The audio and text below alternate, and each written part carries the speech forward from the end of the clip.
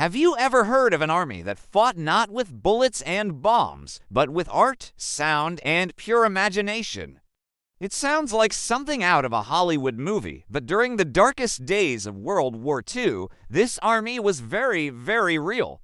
They were the U.S. Army's 23rd Headquarters Special Troops, better known by their top-secret and incredibly fitting nickname, the Ghost Army. Today, we re-pulling back the curtain on one of the most brilliant and bizarre deception units in military history.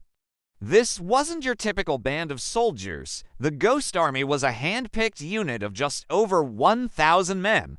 But they weren't selected for their marksmanship or combat prowess. Instead, the Army recruited from art schools, advertising agencies, and Hollywood sound stages. They were painters, architects, sound engineers, designers, and actors. Their mission, to impersonate entire U.S. Army divisions, creating phantom forces to trick the German Army into moving their troops, wasting resources, and making fatal strategic errors. Their battlefield was the enemy's imagination, and their weapons were creativity and cunning. So, how exactly did a group of artists fool one of the most formidable military machines in the world? They used a multi-layered approach to deception, a symphony of smoke and mirrors. Their first tool was visual trickery. The unit was equipped with hundreds of inflatable rubber tanks, cannons, jeeps, and airplanes. From a reconnaissance plane flying thousands of feet overhead, these decoys were indistinguishable from the real thing. Teams of just a few men could inflate an entire Phantom armored division in a matter of hours. They would meticulously arrange these rubber giants in convincing formations, even going so far as to use bulldozers to create fake tank tracks in the mud, adding another layer of authenticity to their ruse.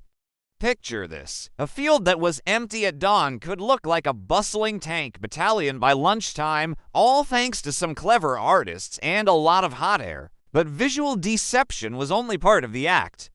The Ghost Army also had to sound the part. This is where the sound engineers came in. They created a library of audio recordings on state-of-the-art wire recorders, the sounds of armored and infantry units, from the clatter of tank treads to the shouts of soldiers and the revving of truck engines. These recordings were then played on massive speakers mounted on half-tracks, capable of broadcasting these sounds up to 15 miles away. At night, under the cover of darkness, these sound trucks would move near the front lines, creating the auditory illusion of thousands of men and machines on the move, preparing for an attack that would never come. They were, quite literally, conducting a phantom orchestra of war. The third layer of their deception was radio mimicry.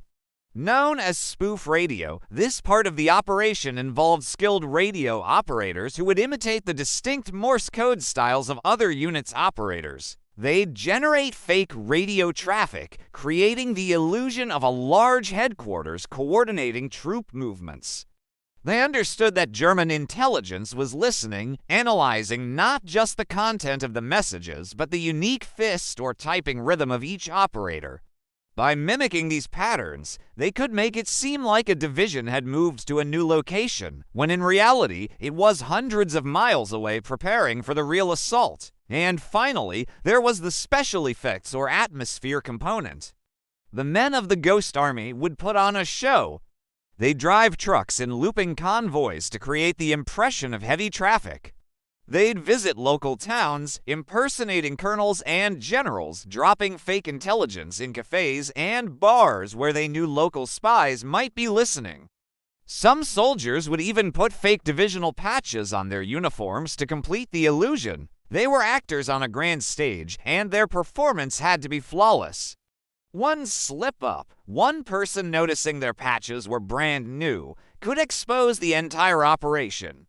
The Ghost Army performed over 20 battlefield deceptions, often operating dangerously close to the front lines. One of their most famous operations was called Operation Viersen. In March 1945, as the Allies prepared to cross the Rhine River, the real Ninth Army was quietly moving into position. To cover this movement, the Ghost Army was sent in to impersonate to entire divisions the 30th and 79th Infantry and create a massive diversion. They set up their inflatable tanks, blasted their sound effects, and lit up their phony radio networks. The deception was so effective that it drew German artillery fire and attention away from the actual crossing point. This allowed the real Ninth Army to cross the river with far fewer casualties than anticipated. Historians estimate that the Ghost Army's deceptions during this and other operations saved between 15,000 and 30,000 American lives. Imagine the courage it took. These men weren't trained infantry. They were artists and engineers, armed with little more than rubber, speakers, and their own ingenuity, knowingly drawing enemy fire towards themselves to protect their fellow soldiers. They were, in every sense of the word, heroes. But perhaps the most astonishing part of their story is what happened after the war. The existence and operations of the Ghost Army were classified as top secret. For over 40 years, their story remained hidden from the public. The soldiers were sworn to secrecy, unable to tell even their closest family members about their true role in the war. They couldn't explain the paintings and sketches they made of their experiences on the front lines. They received no public recognition, no parades, no acknowledgement for their life-saving contributions.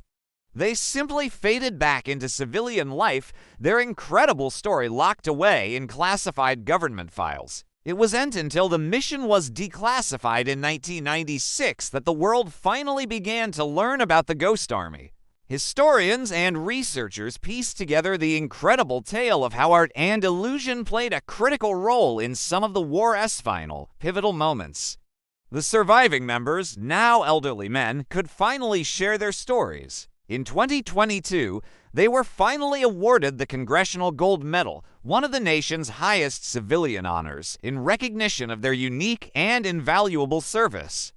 The story of the Ghost Army is a powerful reminder that warfare isn't just about brute force. It's about strategy, intelligence, and sometimes a healthy dose of misdirection. It shows us that heroism comes in many forms. Not all heroes carry rifles. Some carry paintbrushes, some carry microphones, and some carry the heavy burden of a secret that saves thousands of lives. They proved that in the face of tyranny and destruction, human creativity and imagination can be the most powerful weapons of all. They were the artists who went to war and tricked the enemy, the phantom soldiers whose greatest trick was making the world believe they were never there at all. Thank you so much for joining us on this deep dive into one of history's best-kept secrets. If you found this story as fascinating as I did, please hit that like button and subscribe for more hidden histories. Let us know in the comments what you think about the Ghost Army's incredible mission. We'll see you in the next video.